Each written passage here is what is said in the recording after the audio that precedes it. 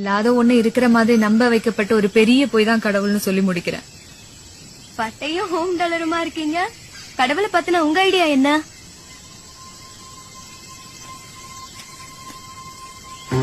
கடவுள் பத்தி ஒவ்வொருத்தருக்கும் ஒவ்வொரு புரிதல் இருக்கும். என்னோட புரிதல்ல இருந்து வேணா ஒண்ணு சொல்றேன், உங்களுக்கு புரியுதான்னு பாருங்க. நாமெல்லாம் மிருகமா இருந்தப்போ உணவும் இனப்பெருக்கவும் மட்டுமே தேவையா இருந்துச்சு. அதுல கொஞ்சம் மிருகங்க சிந்திக்க ஆரம்பிச்சிருச்சு. அப்படிப்பட்ட மிருகங்களுக்கு மனுஷங்கன்னு பின்னால பேர் வச்சுக்கிட்டாங்க. அந்த மனுஷனுக்கு மிருகங்கள்ட்ட இல்லாத பேராசை, பொறாமை, போட்டி, வஞ்சம்னு நிறைய குணங்கள் சேர்ந்துருச்சு. மனுஷங்களோட மனசும் நிம்மதி இழந்துருச்சு. அப்பதான் ஏண்டா நிம்மதியே இல்லன்னு உட்கார்ந்து அமைதியை யோசிக்கதான் கோயில்களை கட்டி வச்சாங்க.